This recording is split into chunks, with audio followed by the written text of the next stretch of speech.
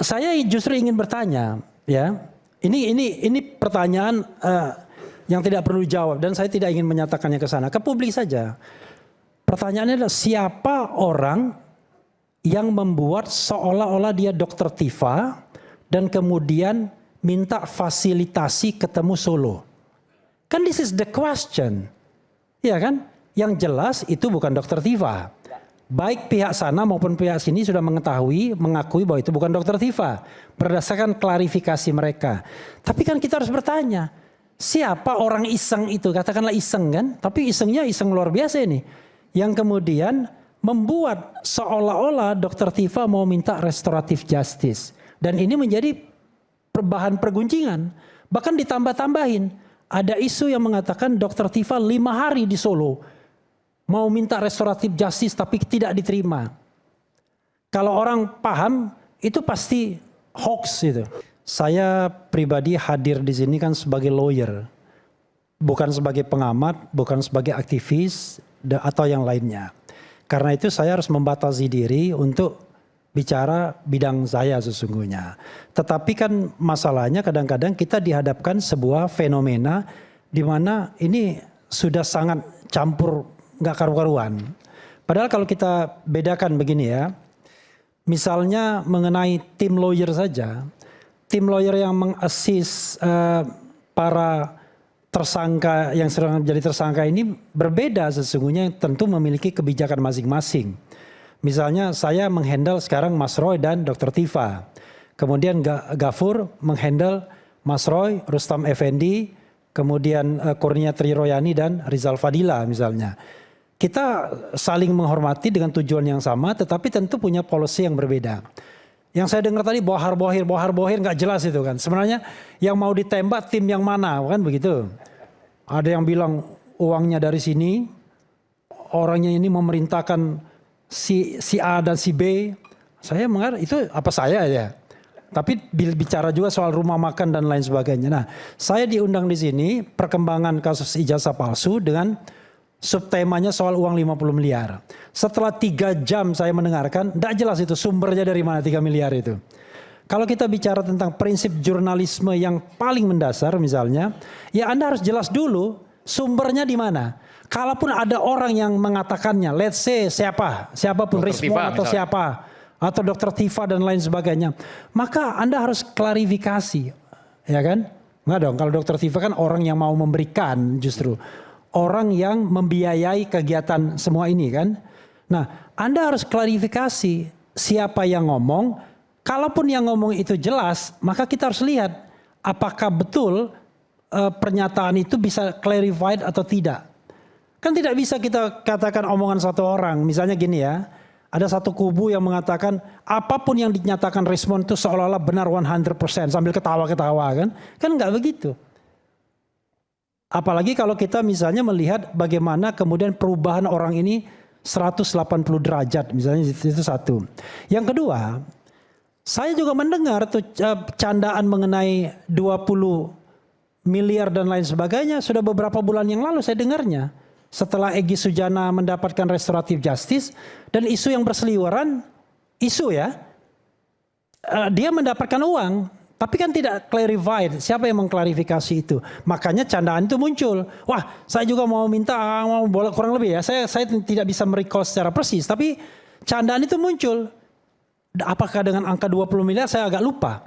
Dan sudahlah, namanya Rustam Effendi yang bercanda itu. Ngapain kita? Yang tadi disebut oleh Bung. Iya. Razman. Sekarang saya tanya, kan Rustam Effendi maksudnya kan? Kecuali kalau dibantah, kalau tidak dibantah berarti Rustam Effendi. Kenapa saya sebut demikian? Maksudnya, yang minta 20 M itu yang dikatakan satir. Iya, yang tapi itu satir ya. Saya sudah mendengar itu beberapa bulan yang lalu begitu loh. Oke.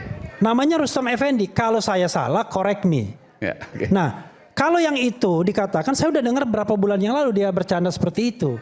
Saya mengatakan demikian, jangan sampai kemudian tiba-tiba muncul imajinasi yang lainnya, kan kasihan yang lainnya. Padahal saya tanya, konteksnya kenapa canda. Bung Refil mengatakan itu bercanda? Dari mana data Bung Refil bisa mengatakan bahwa Lah Rustam dia Effendi ngomong sama bercanda? saya kok. Oke. Waktu kalau nggak salah ya, Ya. acara di ILC kita hadir di Indonesia Lawyers Club. Apa yang disampaikan? Ya canda-candaan itu saya waduh, enak sekali ya, kita minta juga nanti berapa puluh miliar. Saya gini-gini. Kan kita tahu lah kalau konteksnya, kalau dia tidak bercanda, nggak mungkin dia ngomong di depan itu. Tapi saya tanya juga, saya harus kritis juga nih. Kalau Respon nggak boleh dipercaya, kalau Rustam pasti dipercaya. Gimana tuh? Kenapa maksudnya? Kan Respon jangan dipercaya dong kalau dia ngomong sesuatu. Kan Rustam belum berubah kan posisinya. Oh karena itu kondisinya. Jadi Kan karena dia belum berubah, belum nyebrang dari kubunya Bung Refli ke kubu yang lain, jadi boleh dipercaya. Bukan begitu, bukan nyebrang. Kita bicara mengenai sebuah perubahan sikap 180 derajat orang yang mengaku researcher dan tamatan Yamaguchi University. You can imagine, bikin 400 halaman JWP, bikin Gibran Endgame, dan kemudian totally incorrect dan akan dikoreksinya. Kira-kira dalam sejarah akademik dunia mana yang terjadi seperti ini, kan begitu? Oke. Ya, oke. Nah, kalau misalnya ada yang mempercayainya, ada perubahan yang seperti itu, ya Anda. Ya, ini logika sendiri. kan. Jadi karena Ya, seperti itu, jadi saya menurut Bung Refli, saya wajar dong nggak percaya Rismon. Ya boleh-boleh. Oh aja. iya. Kalau ada yang percaya ya itu urusan lo itu ya. Sebentar Rustam masih konsisten. Kemudian, lalu kemudian tiba-tiba orang bicara tentang bohir. Bohir itu apa? Ya nanti kalau Rustam datang dan kemudian minta duit, ya itu kita nggak percaya baru. Bohir itu apa sih? Ya kan? Kalau per definisinya adalah orang yang kasih 50 M dan kemudian merorkestrasi semua ini, dan disebut itu ada AHY, ada Puan, ada JK, kan begitu. Bahkan nama-nama SS disebut juga, ya kan? Maka mungkin itulah bohir. Tapi masalahnya dari pembicaraan ini, jangankan menyebut inisial, bau-baunya saja nggak jelas. Lalu contoh-contoh yang diberikan traktir makan, emang nggak mampu kita mentraktir makan orang man? Jelek-jelek YouTube saya ini menghasilkan ratusan juta loh per bulan. Iya kan? Belum lagi lawyering kalau saya ada klien. Kan emang, tetapi untuk yang begini ini voluntarily kita. Tanya Mas Roy, apakah pernah Mas Roy kasih saya uang? Yang ada saya nraktir Mas Roy, bukan Mas Roy nraktir saya. Betul. Kan begitu. Karena itu jangan terlalu underestimate lah. Tetapi kalau sampai puluhan miliar ya nggak sanggup kita, ya kan? Tapi kalau cuma 2, 3, 4 juta saya kira masih bisa lah itu. Kecuali kalau Anda punya bukti bahwa memang ada toko yang memberikan puluhan miliar itu. Nah saya pengen tahu. Karena saya mau minta juga. Nanti dia bilang, dipotong saya. Refli mau minta uang puluhan miliar. Ya nggak ngerti orang bercanda. Payah ya kan. Kemudian saya justru ingin bertanya, ya, ini pertanyaan yang tidak perlu dijawab dan saya tidak ingin menyatakannya ke sana, ke publik saja. Pertanyaannya adalah siapa orang yang membuat seolah-olah dia Dokter Tifa dan kemudian minta fasilitasi ketemu Solo. Kan this is the question, ya kan? Yang jelas itu bukan Dokter Tifa. Baik pihak sana maupun pihak sini sudah mengakui bahwa itu bukan Dokter Tifa berdasarkan klarifikasi mereka. Tapi kan kita harus bertanya, siapa orang iseng itu? Katakanlah iseng kan, tapi isengnya iseng luar biasa ini. Yang kemudian membuat seolah-olah Dokter Tifa mau minta restoratif justice. Dan ini menjadi bahan perguncingan. Bahkan ditambah-tambahin. Ada isu yang mengatakan Dokter Tifa 5 hari di Solo. Mau minta restoratif justice tapi tidak diterima.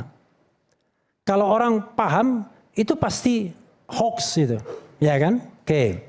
Berikutnya adalah Mas Roy Suryo mengatakan bahwa soal dana keterlibatan JK itu sudah artificial intelligence AI. Respon juga mengatakan AI. Oke. Masalahnya sekali lagi. Siapa yang membuat artificial intelligence itu? Itu masalah, betul. Itu masalahnya. Saya nggak mau membawa masalah pribadi saya, tapi banyak sekali yang namanya produk AI yang bertebaran di media sosial, ya kan? Kurang ajar tuh orang yang bikin, ya kan? Tapi sudahlah, saya tidak mau. Saya mau fokus pada ijazah palsunya ini, kan? Begitu. Nah, kemudian sekarang saya ingin bicara kasus Jokowi ini, biar ditanggapi oleh Firmanto. Kasihan kan dia kan? Datang ke sini tidak menanggapi apa-apa. Kami ini terikat kode etik sesungguhnya di antara lawyer Troya. Troya itu Tifa Roy Associate, ya. Advocate, sorry. Tifa Roy's Advocate. Kami tidak mau melayani lagi orang yang tidak jelas standingnya. Saya mau melayani cuma lawyer to lawyer. Biar apple to apple. Ngapain saya melayani Rasman dengan mohon maaf ya. Mengapain saya melayani Andi Azwan. Tapi masalahnya adalah nggak banyak lawyer sana. Nggak banyak yang membela Jokowi secara formal mendapatkan power of attorney, mendapatkan surat kuasa. Yang ada adalah orang yang standingnya nggak jelas sebenarnya. Nah lalu kita harus menjawab mereka. Kalau standingnya jelas, misalnya Firman mengatakan dasar hukummu salah, oke kita berdebat, ya kan? Berarti ada pembelajaran publiknya. Nah karena itu saya ingin menantang Firman aja lah berdebat, ya kan? Daripada yang lain yang nggak jelas standingnya. Oke. Saya ingin mengatakan, kecuali nanti besok-besok Rasman minta, Pak Jokowi minta dong surat kuasa, saya juga pengen, ya boleh. Baru kita berdebat, ya kan? Andi Azwan kan nggak mungkin, bukan lawyer soalnya. Gitu. Nah, begini, ini tesis saya ya. Siapa sih yang sebenarnya takut, ya kan? Saya ini ke Firmanto ini ya, karena ini khusus untuk lawyer to lawyer. Siapa sih sebenarnya yang takut sidang ini? Ya, takut kan? apa? Takut bahwa kasus ini disidang, ya kan? Tenang, jangan dibawa dulu mic-nya, saya belum selesai. Tenang, ini sudah selesai, baru nanti mic-nya diambil ya. Saya merasa yang takut justru Jokowi. Kenapa yang takut Jokowi? Begini, Jokowi itu penguasa 10 tahun. Dia masih menguasai beberapa katakanlah jaringan kekuasaan yang sekarang ini masih aktif. Ini kan analisis politik, saya kan juga orang politik, orang hukum tata negara, dekat sekali dengan politik. Sehingga kalau kasus ini mau dilimpahkan ke pengadilan dan kemudian disidangkan, so easy bagi dia. Dari kemarin-kemarin sudah bisa. Tapi kenapa kemudian tidak bisa? Ada dua kemungkinan yang akan ditambahkan Gafur nanti. Soal teknis dan soal politis. Soal teknisnya adalah, saya kira mereka sulit membuktikan. Di mana sih salahnya? Roy Suryo, Dr. Tifa, kemudian sebelumnya Rismon, dan kemudian 3 di sana, Rizal Fadila, kemudian Kurnia Triroyani dan lain sebagainya. Saya sudah mengatakan ini under the constitution right, ya kan? Anda punya hak konstitusional kok untuk mempertanyakan ijazah atau kredensial seorang kepala negara dan mantan kepala negara. Jangan lupa, ini kan dari 2022. Sehingga under hukum Indonesia di mana kesalahannya? Makanya kemudian dilakukanlah proses-proses penyelundupan hukum yang kemudian digugat oleh 9 jenderal dan 6 kolonel serta 2 warga biasa. Di citizen lawsuit yang kemarin sudah berproses. Kenapa? 2 warga biasa, 6 kolonel. 9 jenderal, 6 kolonel, 2 warga biasa. Semuanya 17 orang. Hah? Oh sudah tambah 19, sudah ganti toh? Oh udah nambah, oke kalau nambah. Nah. Menggugat proses hukum ini? Iya, menggugat proses hukum ini. Kenapa? Karena mereka kemudian melihat kebijakan penyidik untuk menerapkan pasal 32 ayat 1 dan pasal 35 Undang-Undang ITE yang dilaporkan oleh kubu Jokowi juga, itu mengandung penyelundupan hukum dan abuse of power. Kenapa? Karena pasal 32 itu cerita mengenai manipulasi dokumen, ya kan? Lalu tentu digunakan untuk sebuah kepentingan biasanya mostly ekonomi.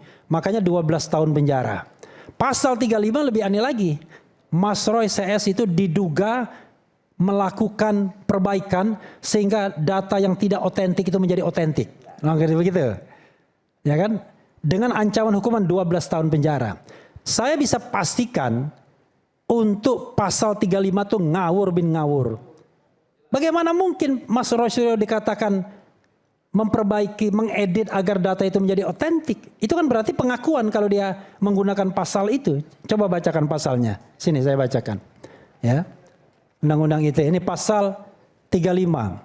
Setiap orang dengan sengaja dan tanpa hak atau melawan hukum melakukan manipulasi, penciptaan, perubahan, penghilangan, pengerusakan informasi elektronik dan atau dokumen elektronik dengan tujuan agar informasi elektronik dan dokumen elektronik tersebut dianggap seolah-olah data yang otentik.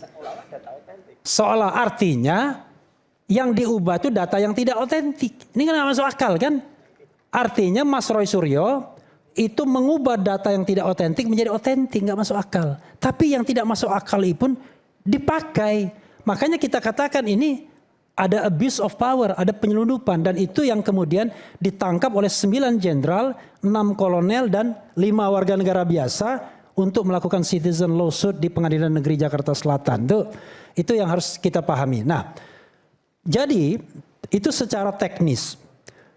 Yang lainnya adalah saya merasa bahwa Pak Jokowi sendiri yang kemudian ketakutan kalau seandainya dia sebagai pelapor atau pengadu harus hadir di persidangan.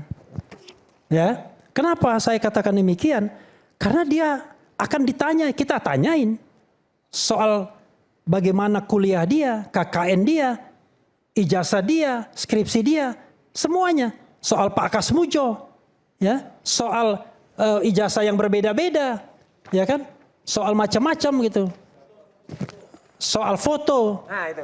Foto ini ya, Aiman ya, itu sudah diteliti, tidak ada yang mengatakan ya, ini fotonya foto yang sama dengan yang menjadi presiden. Kemudian kemarin saya lihat juga ada yang menulis soal foto di SMA.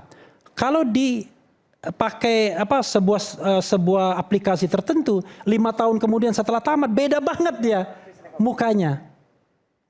Nah, ini kan ilmiah gitu loh, bukan insinuatif, tapi ilmiah.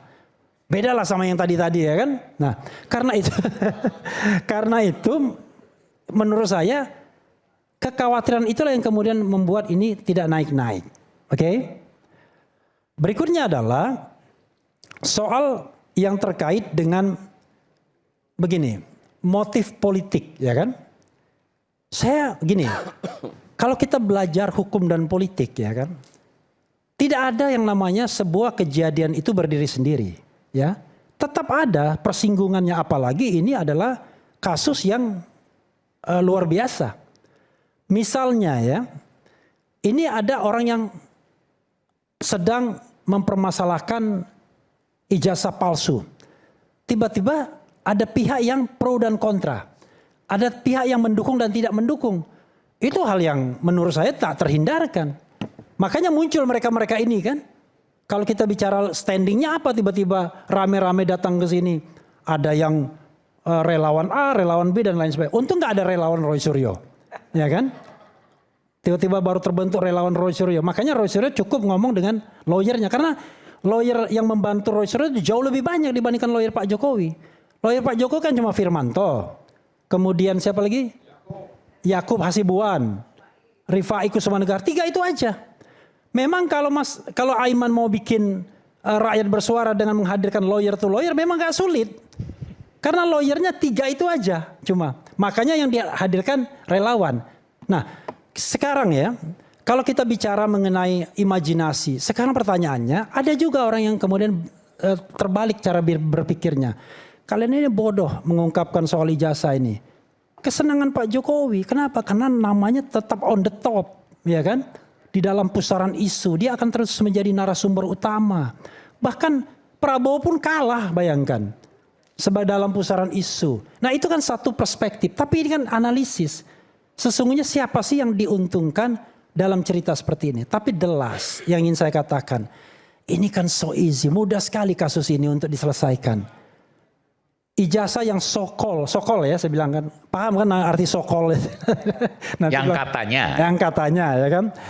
Ijazah yang katanya sokol asli itu sudah ditunjukkan oleh Polda Metro Jaya pada tanggal 15 Desember 2025. Ya. Oke, nanti Rasman akan mengatakan, nggak bisa, nggak ada kewajiban untuk menunjuk. Enggak, kita ingin menyelesaikan masalah ini kalau mau one for all. Tidak menersangkakan orang dan lain sebagainya. Itu saja yang ditunjukkan ke publik secara terbuka, secara transparan, berdasarkan kaidah good governance, clean government.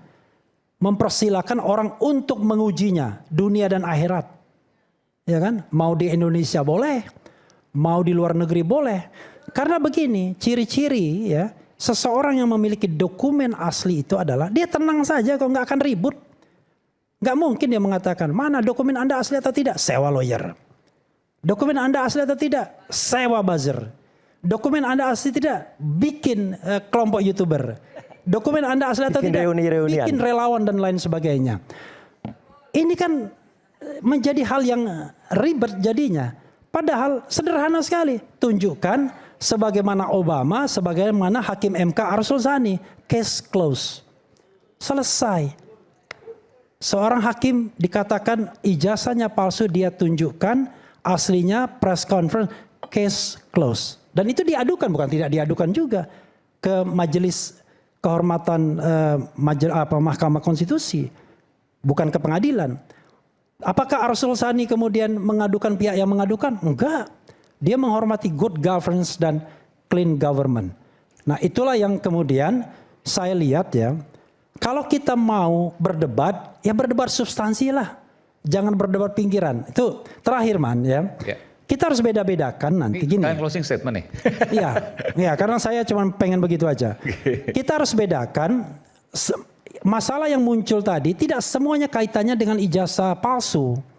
Misalnya gini, soal Gibran Endgame, itu lain sendiri, beda sendiri gitu loh. Jadi misalnya cerita tentang bagaimana penjualan Gibran dan lain sebagainya, itu bikinlah episode tersendiri. Tapi kalau ijazah palsu, itu beda lagi. Ya kan? Makanya Firman tadi juga agak bingung dia, karena memang dia nggak pernah ngikutin yang begini-ginian. Ya kan? Kalau misalnya kita bicara mengenai bohir-membohir tadi, ya harus jelas. Ditujukan ke sini atau ditujukan ke sana. Kan begitu. Walaupun kita ini sama tujuan, tapi dapur kita tuh beda. Tetapi saya bisa pastikan dapur kita tuh dari kantong sendiri semua. Emak-emak ini pernah nggak saya kasih duit? Nggak pernah kan? Bayangkan. Kita ini nggak kaya-kaya amat gitu. Rata-rata kere sebenarnya. Tapi semangatnya kaya gitu loh. Tetapi kalau ada yang kelebihan-kelebihan sedikit biasanya bayarin makan.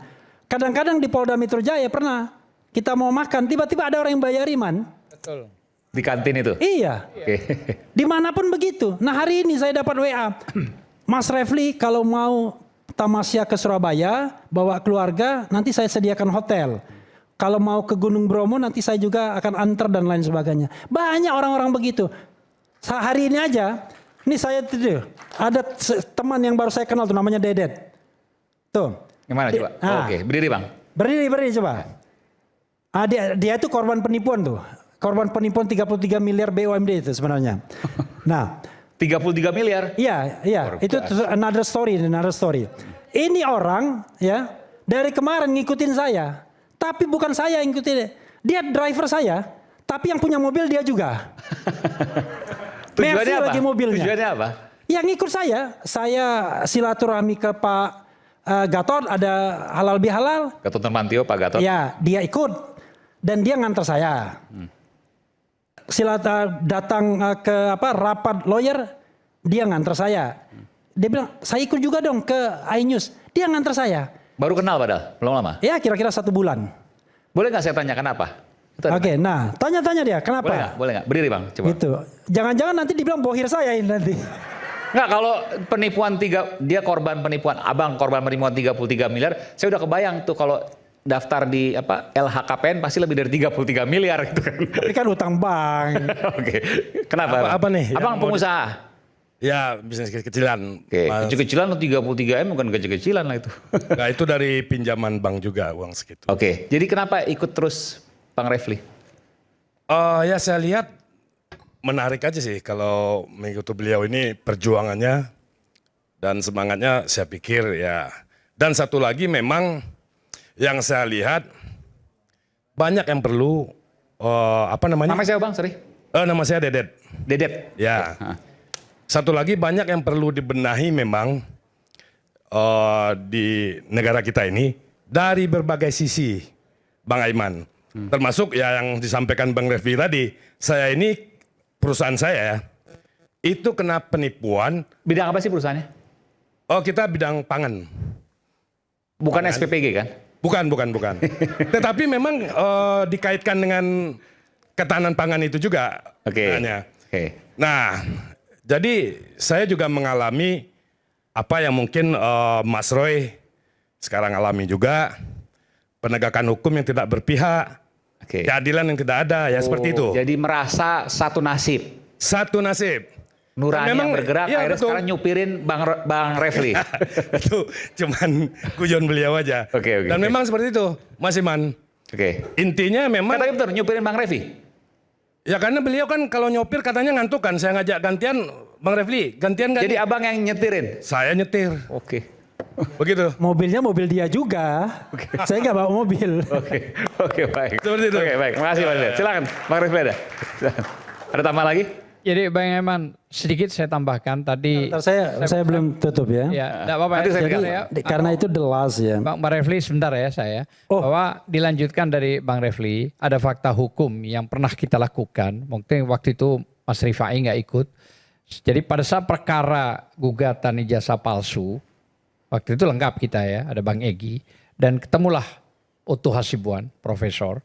Dan saya orang pertama yang bilang kepada Prof. Otto Hasibuan, coba deh sidang ini kan sederhana, cepat. Bawa saja sih ijazah itu, tunjukkan case close. Kenapa harus ribut, harus panjang, 7 bulan berjalan, pada saat itu mediasi nggak pernah hadir. Tunjukkan saja case close maksud saya. Jadi clear maksud saya. Nah itu tidak pernah. Oke, Apa nanti dijawab jawabnya oleh- Prof. Otto? Ya. Oh itu gampang nanti kalau sudah masuk materi. Nggak usah Prof nunggu masuk materi. Bawa saja ini kan dilihat publik. Advokat pada nunggu semua, lihat semua. Rakyat lihat. Udahlah saya bilang clear jadi nggak ada masalah. Itu tambahan yang tadi Oke, nanti dijelaskan dijawab oleh Bung Prof. Refli. Firman. Makasih. Tambahan sedikit ya. Dan kalau kami mau mempermasalahkan misalnya soal penegakan hukum dengan pemberlakuan pasal-pasal undang-undang yang ada, kami mengatakan kasus Mas Roy ini sudah cacat dari awal, ya. Jadi sudah melanggar Undang-Undang Perlindungan Saksi dan Korban karena Polda Metro Jaya itu memproses sesuatu ketika belum selesai di Bareskrim. Kan tanggal 30 April sudah pernah saya katakan diterima Pak Jokowi langsung diperiksa ya sebagai pelapor pengadu, kemudian baru tanggal 22 Mei itu di stop di Bareskrim, padahal Undang-Undang Perlindungan Saksi dan Korban nggak boleh baik saksi ya maupun pelapor itu tidak boleh dikenakan tindak pidana Baik. gugatan perdata dan pidana.